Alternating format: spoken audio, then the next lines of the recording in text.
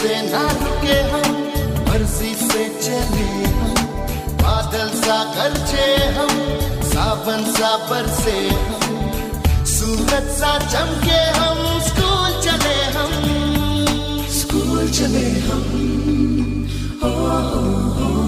से ना रुके। नमस्कार विद्यार्थी मित्रों, हूँ पीयूष दवे श्री सनफ्लावर विद्यालय में आपनु हार्दिक स्वागत करूँ छूँ। विद्यार्थी मित्रों, આપણે અગાઉના લેક્ચરમાં જે કાળ વિશે ચર્ચા કરેલી છે, આજે આપણે એનાથી આગળ એટલે કે જે ચાલુ કાળ આવે છે, ચાલુ વર્તમાન કાળ, ચાલુ ભૂતકાળ અને ચાલુ ભવિષ્યકાળ, આજે આપણે એના વિશે ચર્ચા કરવા જઈ રહ્યા છીએ। તો આજે આપણે કન્ટિન્યુઅસ પ્રેઝન્ટ ટેન્સ કે જેને આપણે ચાલુ વર્તમાન કાળ તરીકે ઓળખીએ છીએ એના વિશે ચર્ચા કરવાની છે। તો સૌથી પહેલાં વિદ્યાર્થી મિત્રો, ચાલુ વર્તમાન કાળમાં કયા પ્રકારની ક્રિયાઓ આવે એના વિશે આપણે પહેલાં સમજશું। ડેફિનેશન એટલે મીન્સ કે રનિંગ એક્શન। તો ચાલુ વર્તમાન કાળમાં હંમેશા ચાલુ ક્રિયા આવે છે। ચાલુ ક્રિયાનો મતલબ શું થયો કે જે ક્રિયા બોલવાના સમય દરમિયાન ચાલુ હોય એ બધી જ ક્રિયા ચાલુ વર્તમાન કાળમાં આવે છે। હજી રિપીટ કરજો વિદ્યાર્થી મિત્રો, ચાલુ ક્રિયા એટલે બોલવાના સમય દરમિયાન ક્રિયા ચાલુ હોવી જોઈએ, ન ક્રિયા પહેલાં પૂરી થઈ ગયેલી હોવી જોઈએ કે ન ક્રિયા હવે ભવિષ્યમાં ચાલુ થવાની બાકી હોવી જોઈએ। ટૂંકમાં આપણે એને સરળતાથી એટલું યાદ રાખી શકીએ કે જે ક્રિયા બોલવાના સમય દરમિયાન ચાલુ હોય એ બધી જ ક્રિયા ચાલુ વર્તમાન કાળમાં આવે છે। ત્યાર પછી આપણે ચર્ચા કરશું સાઇન એટલે કે આઈડેન્ટિફિકેશન, એમાં આવતા કીવર્ડ્સ અથવા સમજશું શબ્દ કે જેની ઉપરથી આપણે ઓળખી શકીએ કે વાક્ય કયા કાળનું છે। તો આપણે એના વિશે ચર્ચા કરીએ। સૌથી પહેલાં છે નાઉ। આ જેટલા અહીં કીવર્ડ્સ લખેલા છે એ બધા જ કીવર્ડ્સ ઉપરથી આપણે જજ કરી શકીએ કે વાક્ય ચાલુ વર્તમાન કાળનું છે। સૌથી પહેલાં નાઉ। નાઉ એટલે કે હાલ, હાલમાં જે ક્રિયાઓ દર્શાવતી હોય એના માટે નાઉ યુઝ થાય છે। At this time, at this moment. At this time એટલે આ સમયે, એટ ધીસ મોમેન્ટ આ ક્ષણે। તો મતલબ શું થયો કે જે અત્યારે ક્રિયા ચાલુ છે એના માટે આ બે શબ્દ યુઝ થાય છે। આગળ આપણે જોઈએ લુક, વોચ, સી, આ બધા જ એવા કીવર્ડ છે કે જે રનિંગ એટલે કે ચાલુ ક્રિયા દર્શાવે છે।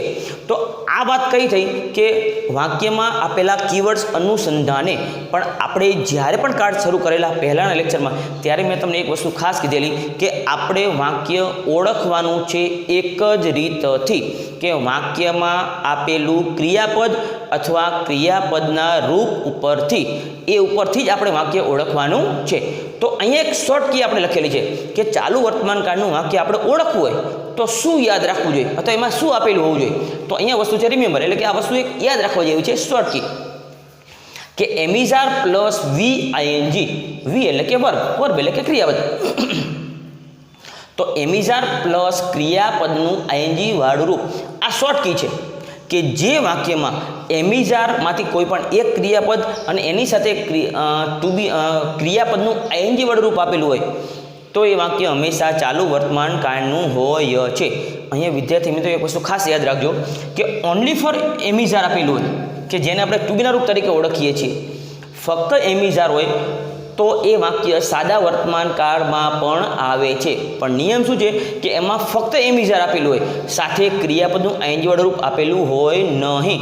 જ્યારે ચાલુ વર્તમાન કાળમાં શું હોય, એમિઝારમાંથી કોઈ પણ એક ટુ બીનું રૂપ અને એની સાથે ફરજિયાત ક્રિયાપદનું ING વાળું રૂપ। તો મતલબ શું થયો કે આ ત્રણ ટુ બીના રૂપમાંથી કોઈ પણ એક અને ક્રિયાપદનું ING વાળું રૂપ આ બંને સાથે આપેલું હોય ત્યારે જ ચાલુ વર્તમાન કાળ ગણાય। આ એક શોર્ટ કી છે યાદ રાખવા માટે। ત્યાર પછી આપણે ચર્ચા કરશું જે દરેકે દરેક કાળમાં વાક્ય રચનાઓ આવે છે, ત્રણ વાક્ય રચના, હકાર, નકાર અને પ્રશ્નાર્થ। એમાં હકારની એક્ટિવ પેસિવ, નકારની એક્ટિવ પેસિવ અને જે પ્રશ્નાર્થ છે એની જે ત્રણ આવે છે એની એક્ટિવ પેસિવ। હવે વિદ્યાર્થી મિત્રો, તમને શાયદ એવું થતું હશે કે બધા જ કાળમાં વાક્ય રચનાઓ થોડી ઘણી સરખી છે, તો એ વાત તમારી બિલકુલ સાચી છે। દરેકે દરેક વાક્ય રચના સરખી છે, ફક્ત ને ફક્ત કાળને અનુસંધાને ક્રિયાપદમાં જ ફેરફાર થાય છે। તો આપણે એની ચર્ચા કરવા જઈએ। સૌથી પહેલાં અફર્મેટિવ સેન્ટેન્સ કે જેને આપણે હકાર વાક્ય રચના તરીકે ઓળખીએ છીએ। તો હકાર વાક્ય રચનાની સૌથી પહેલી વાક્ય રચના કે એક્ટિવ વોઇસ, એમાં આવશે સૌથી પહેલાં કરતા, કારણ કે એક્ટિવ વોઇસ છે એમાં સૌથી પહેલાં કરતા જવાનું છે। કરતા એમિઝાર પ્લસ ક્રિયાપદનું આઈએનજી વાળું રૂપ પ્લસ કર્મ પ્લસ અધર વર્ડ્સ.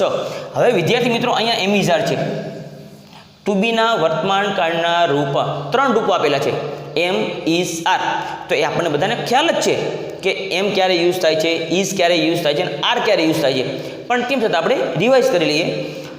કર્તાની જગ્યાએ આઈ આપેલું હોય તો એની સાથે ટુ બીનું કયું રૂપ યુઝ થાય છે? એમ. જો હી સીટ આપેલું હોય કર્તાની જગ્યાએ તો એની સાથે કયું ક્રિયાપદ યુઝ થાય છે? ઇઝ. અને બહુવચન વી યુ ધે અથવા બહુવચન આપેલું હોય તો એની સાથે ક્રિયાપદ યુઝ થાય છે આર. તો એમ ઇઝ આર એક્ટિવ અને પેસિવ બંનેમાં સેમ ક્રિયાપદ છે. એક્ટિવ વોઇસમાં કર્તાને અનુસંધાને એમ ઇઝ આર મુકાય છે, જ્યારે પેસિવ વોઇસમાં કર્મને અનુસંધાને. તો આ એક્ટિવ વોઇસ છે. કર્તા એમ ઇઝ આર, ક્રિયાપદનું આઈએનજી રૂપ, ક્રિયાપદનું આઈએનજી વાળું રૂપ, કર્મ અધર વર્ડ્સ. પણ આ જે 3 ક્રિયાપદ છે એમાંથી કોઈ પણ એક ક્રિયાપદ યુઝ થાય છે.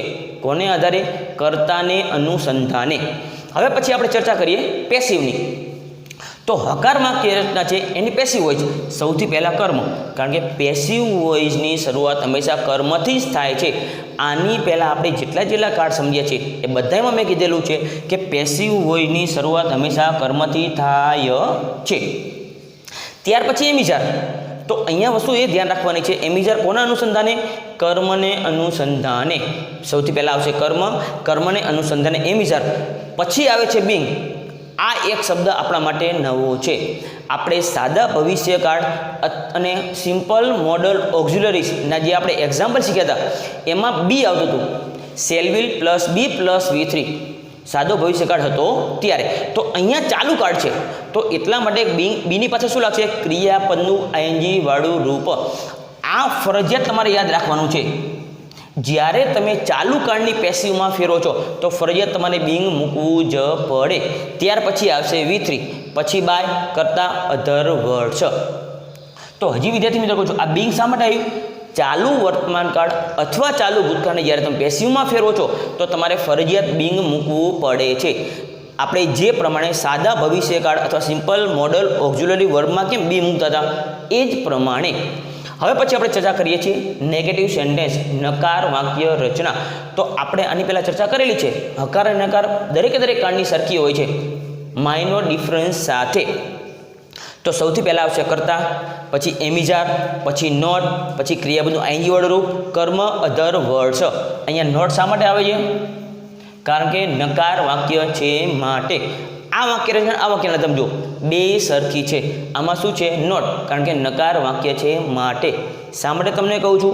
તમે આ એક વાક્ય રચના તમે સમજી ગયા હોય તો તમારે આ વાક્ય રચના યાદ રાખવાની જરૂર રહેતી નથી, માટે. ઓકે, હવે આપણે પેસિવની ચર્ચા કરીએ. સૌથી પહેલાં કર્મ, કારણ કે પેસિવ વોઇસની શરૂઆત કર્મથી જ થાય છે. કર્મ, am is are, not, being, V3 by, કરતા, અધર વર્ડ્સ. તો અહીંયા પણ એઝ ધ સેમ કર્મને અનુસંધાને જ તમારે એમ ઇઝ આર મૂકવાના છે. હજી વિદ્યાર્થી મિત્રો ખાસ યાદ રાખજો, જ્યારે તમે પેસિવમાં ફેરવો છો ત્યારે કર્મને અનુસંધાને જ તમારે ક્રિયાપદ મૂકવાના છે. આ વસ્તુ મોટાભાગના વિદ્યાર્થીઓ ભૂલ કરે છે, માટે ખાસ યાદ રાખજો, કર્મને અનુસંધાને જ આપણે એમ ઇઝ આર મૂકવાના છે. પછી નોટ, બિંગ, V3 બાય, કરતા, અધર વર્ડ્સ. તો આ વાક્ય થઈ નકાર મીન્સ નેગેટિવ સેન્ટેન્સ. ત્યાર પછી આપણે ચર્ચા કરવા જઈ રહ્યા છીએ ઇન્ટ્રોગેટિવ સેન્ટેન્સ, એટલે કે પ્રશ્નાર્થ વાક્ય. પ્રશ્નાર્થ વાક્ય રચનામાં આપણે ખબર છે દરેક કાળમાં 3 વાક્યના છે, પહેલી, બીજી અને ત્રીજી. તો પહેલી કઈ છે? ટુ બીના રૂપવાળી. બીજા નંબરની આપણે ઓળખીએ છીએ WH વાળી વાક્ય રચના. જે પહેલી અને બીજી જે છે એ બંને એઝ ધ સેમ છે. ત્રીજા નંબરની જે છે એ હું વાળી વાક્ય રચના છે. એ આપણે થોડીક જુદી રીતે હોય છે, જે આપણે આની પહેલાં જેટલા કાર્ડ સમજી ગયા છે એ બધામાં આપણે ચર્ચા કરેલી છે. તો સૌથી પહેલાં આપણે ચર્ચા કરીએ પહેલી ટુ બીના ક્રિયાપદવાળી વાક્ય રચના. એમ ઇઝ આર પ્લસ કરતા પ્લસ ક્રિયાપદનું આઈએનજી વાળું રૂપ મીન્સ કે VING, કર્મ અધર વર્ડ્સ પ્લસ ક્વેશ્ચન માર્ક. હવે અહીંયા વિદ્યાર્થી મિત્રો ખાસ જોજો, અહીંયા એમ ઇઝ આર આપેલું છે. શા માટે વાક્યની શરૂઆતમાં આપેલું છે? કારણ કે પ્રશ્નાર્થ વાક્ય છે માટે. તો અહીંયા એમ ઇઝ આર કોના અનુસંધાને આવશે? કર્તાને અનુસંધાને. કારણ કે પ્રશ્નાર્થ વાક્ય રચનાની એક્ટિવ વોઇસ છે. હવે આપણે એને જ્યારે પેસિવમાં ફેરવીએ છીએ તો એ જ પ્રમાણે એમ ઇઝ આર પ્લસ કર્મ કર્તા સમજો, એક્ટિવ વોઇસમાં કર્તાને અનુસંધાને એમિઝાર મૂકવાના છે, જ્યારે પેસિવ વોઇસમાં કર્મને અનુસંધાને તમારે એમિઝાર મૂકવાના છે. જે નિયમ હકાર અને નકારમાં સમજ્યા એ જ નિયમ અહીં લાગુ પડે છે. પરંતુ ધ્યાન રાખજો, એમિઝાર કોને અનુસંધાને? કર્મને અનુસંધાને. તો એમિઝાર પ્લસ કર્મ plus being plus V3 by કરતા અધર વર્ડ્સ. આ ટુબીના રૂપ વાળી વાક્યની નથી, ક્રિયાપદ વાળી વાક્યના. હવે આપણે બીજા નંબરની વાક્યને સમજીએ. એ બંને પહેલી ને બીજી એઝ ધ સેમ જ છે. ડિફરન્સ શું છે? ખાલી WH શબ્દ. તો એ તો આપણે આની પહેલાંના કાળમાં સમજી ગયા છીએ કે જે WH શબ્દ પૂછાય છે એક્ટિવમાં, એ જ WH શબ્દ તમારે નીચે મૂકી દેવાનો છે. તો સૌથી પહેલાં WH શબ્દ આવશે કે જેની શરૂઆત WH થી થતી હોય બધા જ શબ્દ. WH એમિઝાર, કર્તા, ક્રિયાપદ આઈએનજી રૂપ, કર્મ, અધર વર્ડ્સ. આ બંને વાક્યને સરખી છે સિવાય કે WH. તો એ WH શબ્દ એક્ટિવમાં હોય છે, તમારે નીચે મૂકી દેવાનો છે. તો એ WH શબ્દ એઝ ધ સેમ પેસિવ વોઇસમાં. ત્યાર પછી એમિઝાર, કર્મ. અહીંયા હજી રિપીટ કરું, અહીંયા કર્તાને અનુસંધાને એમિઝાર આવતું હતું કારણ કે એક્ટિવ વોઇસ છે. જ્યારે અહીંયા એમિઝાર કોના અનુસંધાને આવશે? કર્મને અનુસંધાને.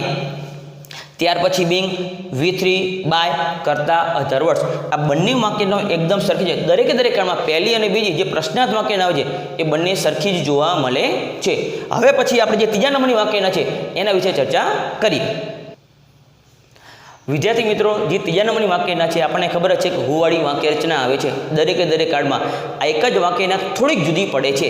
તો સૌથી પહેલાં હું એક્ટિવ વોઇસમાં, ત્યાર પછી એમિઝાર પ્લસ ક્રિયાપદનું આઈએનજી વાળું રૂપ પ્લસ કર્મ પ્લસ અધર વર્ડ્સ પ્લસ ક્વેશ્ચન માર્ક.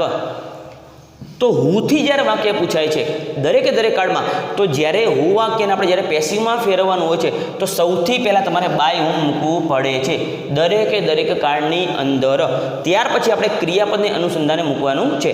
તો અહીંયા સૌથી પહેલાં આવશે બાય હું, પછી ક્રિયાપદ આવશે એમિઝાર કારણ કે ચાલુ વર્તમાન કાળનું છે. દરેકે દરેક કાળમાં અહીંયા કાળ અનુસંધાને ક્રિયાપદ આવશે. તો સૌથી પહેલાં બાયું, ત્યાર પછી એમિઝાર, પછી કર્મ, પછી બિંગ પ્લસ V3 પ્લસ અધર વર્ડ્સ. તો અહીંયા પણ એઝ ધ સેમ જ છે. એમિઝાર કોને અનુસંધાને? કર્મને અનુસંધાને. ત્યાર પછી બિંગ મૂકવાનું છે. ત્યાર પછી ક્રિયાપદનું ભૂતકૃત્યનું મીન્સ કે V3 પ્લસ અધર વર્ડ્સ. તો વિદ્યાર્થી મિત્રો, અત્યારે આપણે પાંચે પાંચ વાક્યના વિશે અત્યારે સમજ્યા. હકાર, નકાર અને પ્રશ્નાર્થની 3 બે સરખા જેવી છે, એ ખાલી માઇનર શબ્દ છે WH વાળું. હવે આપણે વિદ્યાર્થી મિત્રો એના જે એક્ઝામ્પલ છે કે જે આપણે એક્ઝામમાં પૂછાય છે એની ચર્ચા કરીએ. સૌથી first, the coach is advising Mary Kom now. તો પરીક્ષામાં બાય ચાન્સ માનો કે આપણે આ જે શબ્દ છે નાવ, એની ઉપરથી આપણને ખબર પડે કે ચાલુ વર્તમાન કાળનું વાક્ય છે. એ આપણે માનો કે નથી જોતું અથવા આપણે એને એક મિનિટ માટે ઇગ્નોર કરીએ છીએ. તો મહત્ત્વની વસ્તુ is plus ING, am is are plus ક્રિયાપદનું આઈએનજી વાળું રૂપ, એની ઉપરથી આપણને ખબર પડે કે વાક્ય ચાલુ વર્તમાન કાળનું છે. તો જ્યારે ચાલુ કાળ આવે છે તો આપણા માઇન્ડમાં તરત લાઇટ થવી જોઈએ કે એને જ્યારે પેસિવમાં ફેરવીએ છીએ ત્યારે બિંગ આવવું જોઈએ. તો સૌથી પહેલાં આને જ્યારે આપણે પેસિવમાં ફેરવીએ છીએ તો સૌથી પહેલાં આપણે મૂકવું પડે કર્મ. તો આમાં કર્મ કોણ છે? મેરી કોમ.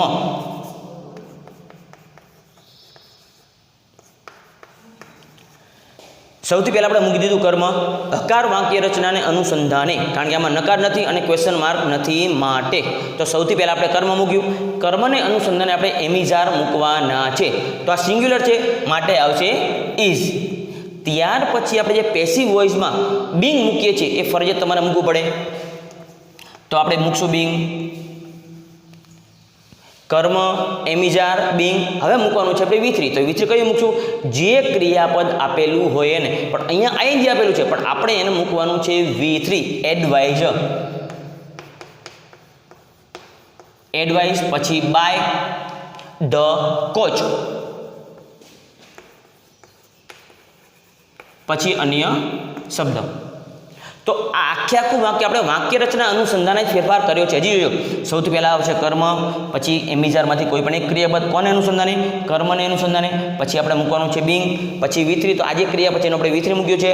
પછી બાય, પછી આજે કરતા છે, પછી આપણે બાય પછી કરતા મૂકવાનું છે અને પછી નાવ મીન્સ કે અધર વર્ડ્સ. ત્યાર પછી જે સેકન્ડ નંબરનું સેન્ટેન્સ છે એ આપણે ઉપરથી જોઈએ કે આ નોટ છે એટલે કે નકાર વાક્ય છે. પરીક્ષામાં આપણે ઓળખીએ એક નોટ છે એટલે ખબર પડી એક નકાર વાક્ય છે, પણ કયો કાળ? તો એના માટેની શોર્ટકી એમિઝાર પ્લસ ક્રિયાપદનું આઈએનજી વાળું રૂપ. નાવું તો આપેલું છે જ, પરંતુ આપણે ફરજિયાત ક્રિયાપદના રૂપ પરથી જ વાક્ય ઓળખવાનું છે. હવે આપણે એને પેસિવમાં ફેરવીએ તો સૌથી પહેલું વાક્ય છે ખુશી ઇઝ નોટ પ્રિપેરિંગ ગુલાબ જાંબુસ નાઉ. ખુશી અત્યારે ગુલાબજાંબુ બનાવી રહી નથી. એને આપણે જ્યારે પેસિવમાં ફેરવીએ છીએ તો સૌથી પહેલાં મૂકવું પડે કર્મ. કર્મ કોને અનુસંધાને? કઈ રીતે ખબર પડે આપણને? કર્તાને વર્ડથી પ્રશ્ન પૂછતા, અથવા એનાથી સરળ ભાષામાં તમારે જોવું હોય તો કર્તાને ક્રિયાપદને ભેગા કરીને તમે વર્ડથી પ્રશ્ન પૂછો અને જે જવાબ મળે એને આપણે કર્મ તરીકે ઓળખીએ છીએ. ઉદાહરણ તરીકે ખુશી પ્રિપેરિંગ, પ્રિપેર બનાવું, ખુશી બનાવે છે. શું બનાવે છે? તો એના આપણે આન્સર શું મળશે? ગુલાબ જાંબુ. એટલા માટે એ આપણું થયું કર્મ. તો સૌથી પહેલાં આપણે લખવાનું છે કર્મ.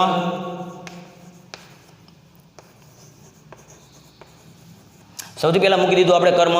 કર્મને અનુસંધાને આપણે મૂકવાના છે એમ ઇઝ આર, ગુલાબ જાંબુસ. આને અનુસંધાને આપણે ક્રિયાપદ મૂકવાના છે. તો આપણે આવશે આર. ત્યાર પછી મૂકવાનું છે બિંગ, જે ચાલુ કાળમાં આવે છે.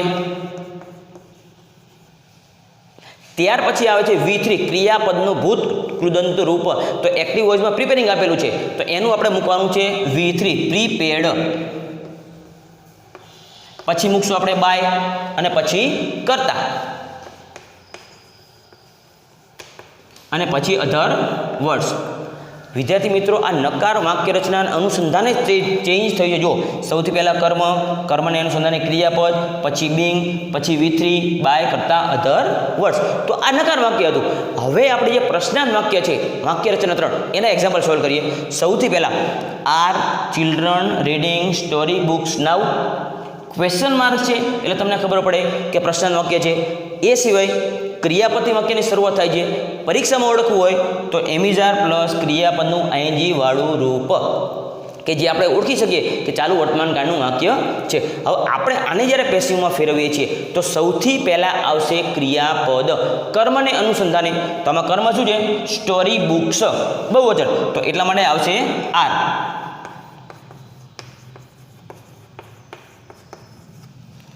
એમિઝાર, કર્મ, પછી મૂકવાનું છે બિંગ. પછી આપણે મૂકશું ક્રિયાપદનું ભૂત કૃદંત મીન્સ કે V3, રીડિંગનું રીડ. પછી મૂકશું આપણે બાય. બાય પછી મૂકવાનું છે કરતા એટલે કે ચિલ્ડ્રન. અને પછી મૂકશું નાઉ, ક્વેશ્ચન માર્ક. વિદ્યાર્થી મિત્રો, વાક્ય રચનાને અનુસંધાને જ આપણે આને પેસિવમાં ફેરવીએ છીએ. ત્યાર પછીનું વાક્ય છે WH વાળું. તો WH વાળું અને સહાયકારક ક્રિયાપદ એ બંને વાક્યને સરખી છે. જે એક્ટિવમાં WH શબ્દ આપેલો છે નીચે મૂકી દેવાનો છે. તો સૌથી પહેલાં વેનનું આપણે વેન મૂકી દઈશું. ત્યાર પછી તો જે આપણી પહેલા નંબરની વાક્યના છે એ બંને સરખી જ છે. When is India launching more satellites. તો હવે આપણે જ્યારે પેસિવમાં ફેરવીએ છીએ તો વેન મૂકી દીધું. પછી આવે છે ક્રિયાપદ, પરંતુ કોને અનુસંધાને? કર્મને અનુસંધાને. તો આમાં કર્મ શું છે? મોર સેટેલાઇટ્સ, બહુવચન. તો એટલા માટે બહુવચનનું ક્રિયાપદ આવશે આર. પછી મોર સેટેલાઇટ,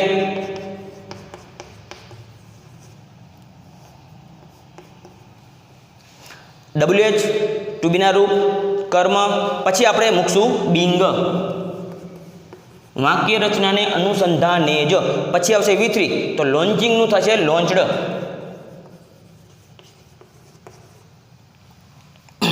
પછી આપણે મૂકશું બાય. બાય પછી કરતા. જે કરતા આપેલું છે એ પ્રમાણે સૌથી પહેલાં WH શબ્દ, ટુ બીના રૂપ, કર્મ, બિંગ, V3, બાય, કરતા, અન્ય શબ્દ. તો આ વાક્ય રચના કઈ થઈ? આ વાક્ય કયું થયું? WH વાળું. હવે આપણે શીખવા જઈ રહ્યા છીએ હું વાળું વાક્ય. તો હું વાળું એક જ વાક્ય એવું છે કે જેને થોડી ચેન્જ રીતે આપણે પેસિવમાં ફેરવીએ છીએ. પણ એક નિયમ કોમન છે કે હુંથી પ્રશ્ન પૂછાણો હોય તો સૌથી પહેલાં આપણે બાય હું મૂકવાનું છે. તો સૌથી પહેલાં આપણે મૂકી દઈશું બાય હું. કોઈપણ કાળમાં હુંથી પૂછાય છે તો સૌથી પહેલાં આપણે બાય હું મૂકી દેવાનું છે. ત્યાર પછી મૂકવાના છે ક્રિયાપદ કર્મને અનુસંધાને. તો અહીંયા કર્મ છે યુ, એટલા માટે આવશે ક્રિયાપદ આર.